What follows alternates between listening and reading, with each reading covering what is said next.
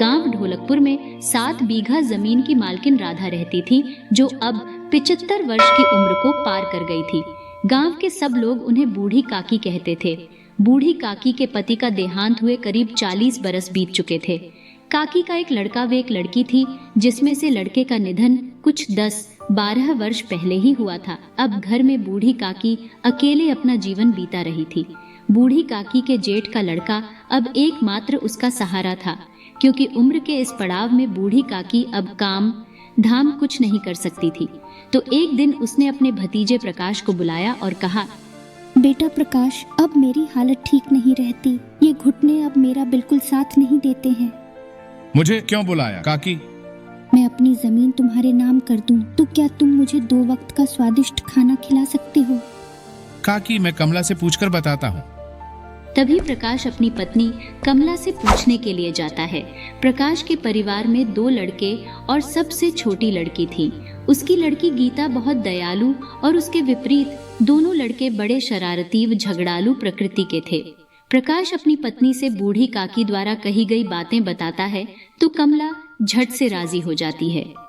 हाँ, क्यों नहीं, अब उनका हमारे सिवाय है ही कौन। प्रकाश अपनी काकी के पास जाता है और सारी जमीन अपने नाम करवा लेता है। 6-7 माह तक तो प्रकाश व कमला उनकी अच्छी तरह सेवा करते हैं। रोज उन्हें अच्छे अच्छे पकवान खिलाते। प्रकाश की छोटी बेटी गीता काकी की बहुत प्रिय थी। वही रोज काकी को खाना खिलाती थी। कुछ समय बिता काकी की भूख और बढ़ने लगी।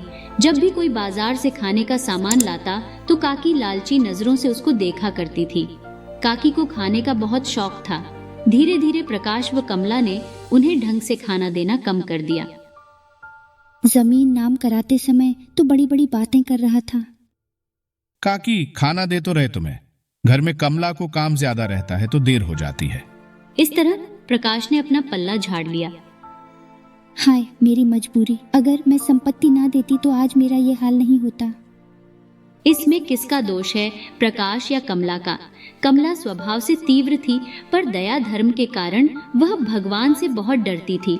इसलिए कभी कभी काकी के प्रति उसका व्यवहार नरम भी हो जाता था, क्योंकि उनकी संपत्ति से वह धन कमा रहे थे और उनका जीवन अच्छा चल रहा था।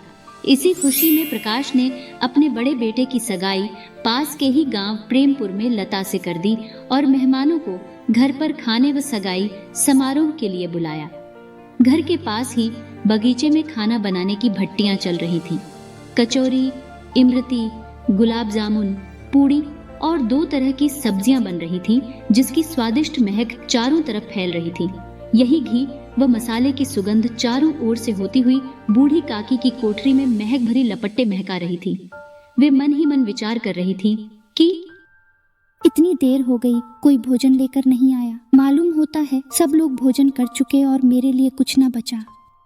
यह सोचकर बूढ़ी काकी को रोना आया, परंतु घर में अपशगुन ना हो जाए इस भय से वे रो न सकीं।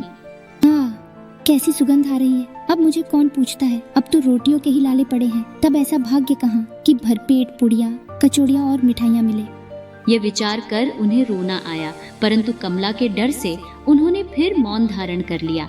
काकी देर तक इन दुख भरे विचारों से डूबी रही।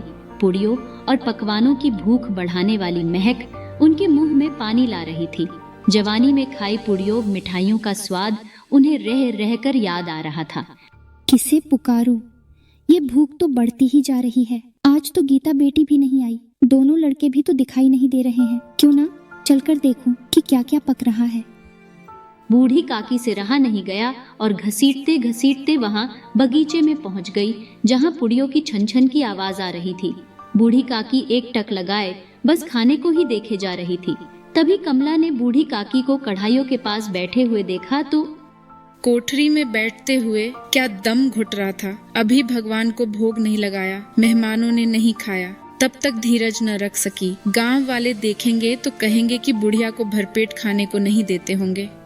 बूढ़ी काकी ने कमला की बातों को सुना, ना तो गुस्सा किया और न ही रोई। चुपचाप रेंगती हुई वापस अपने कमरे में चली गई। उन्हें कमला पर गुस्सा नहीं था, क्योंकि वह सोच रही थी कि मैंने ही जल्दबाजी कर दी। सही तो है, जब तक मेहमान भोजन नहीं कर लेते तब तक घर वाले कैसे कर सकते हैं। मुझसे इतनी देर भी ना रहा गया। सबके सामने मेरा मजाक बन गया। अब जब तक सामने से कोई बुलाने नहीं आएगा, ना जाऊंगी।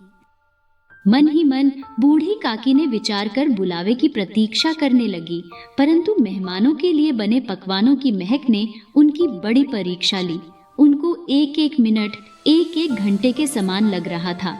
उनसे रहा नहीं गया और देखने के लिए अपने आप को घसीटते हुए काकी आंगन में आ गई और देखती है कि हाय रे किस्मत, मेहमान तो अभी तक यही जमे हुए हैं। तभी मेहमानों में से एक व्यक्ति बूढ़ी काकी को देख लेता है। अरे ये बुढ़िया कौन है, यहाँ कहाँ से आ गई? यह देखकर प्रकाश आग बबूला हो गया और लपक कर उसने काकी के दोनों हाथों को पकड़ा और घसीटता हुआ उसको कोठरी में जा पटका। अब बूढ़ी काकी की पुड़िया व पकवान खाने की आशा टूटती रह गई। सगाई का कार्यक्रम हुआ। मेहमानों ने भोजन किया। घर के सभी लोगों ने भोजन किया, पर काकी को किसी ने पूछा तक नहीं। उनके बुढ़ापे पर किसी को दया नहीं आई। उस घर में केवल गीता ही उन पर नजर रखे हुए थी, परंतु वह अपनी माँ से डरती थी। इसलिए मैं 3-4 पुड़िया काकी के लिए बचा लेती हूँ। जब सब सो जाएंगे तो काकी को खिला दूंगी। घर से सब मेहमान चले जाते हैं और गीता अपनी माँ कमला के पास सो जाती है, पर उसे नींद नहीं आ रही थी। उसे तो बस कमला के सोने की प्रतीक्षा थी। जैसे ही उसे पता चला कि माँ सो गई, वह धीरे से उठी और बूढ़ी काकी की कोठरी की तरफ बढ़ी। काकी उठो, मैं पुड़िया लाई हूँ। गीता की आवाज सुनकर काकी झटपट उठ बैठी और दोनों हाथों से गीता को टटोला और उसे गोद में बिठा लिया। गीता ने पुड़िया निकालकर काकी को दी, जिसे खाने में काकी को 2 मिनट भी नहीं लगे। ये पुड़िया तुम्हारी माँ ने दी है। नहीं काकी, ये मेरे हिस्से की है। मैंने तुम्हारे लिए बचा ली थी। काकी पेट भर गया। ये पुड़िया काकी के लिए ऊंट के मुंह में जीरे के समान थी। अब काकी की भूख और तीव्र हो गई और पेट में आग जल उठी। नहीं बेटी, जाकर तेरी माँ से और मांग ला। माँ तो सो रही है, जगाऊंगी तो मारेगी। काकी की भूख बढ़ने लगी। वह पेट को पकड़कर बैठ गई। कुछ देर सोचने के बाद उन्होंने गीता से कहा कि मुझे वहाँ ले चल जहाँ मेहमानों ने खाना खाया था। अब गीता ने काकी का हाथ पकड़ा और झूठी पत्तलों के पास बिठा दिया। भूखी दिन बूढ़ी काकी ने उनमें से बचे हुए पुड़ियों के टुकड़े उठाकर खाना शुरू कर दिया। तभी कमला ने बिस्तर पर गीता को ना पाया तो उठकर घर में देखने लगी। तभी कमला ने देखा तो उसके पांव के नीचे से जमीन खिसक गई। गीता पत्तलों के पास खड़ी है और बूढ़ी काकी झूठन को उठा उठाकर खा रही है। कमला का हृदय सन्न रह गया। वह दया व डर से भर गई। उसे भगवान का डर सताने लगा और वह सोचने लगी, हे भगवान, मैं कितनी निर्दय हूँ। जिसकी संपत्ति का कमाया खा रहे हैं उसे ही झुटन खिला रहे हैं मेरे कारण। हे भगवान, मुझे क्षमा करो। मैं दूसरों की सेवा में लगी रही, उनके इशारों पर नाचती रही और जिसकी बदौलत हजारों रुपए कमाए उसे भरपेट भोजन न दे सकी। कमला ने रसोई का दरवाजा खोला और एक थाली में पुड़िया व कई सारे पकवान रखकर बूढ़ी काकी को खिलाएं और उनसे माफी मांगी। हमारे बुजुर्ग बड़े क्षमाशील होते हैं। उन्होंने कमला को माफ किया और बड़े चाव से भोजन किया।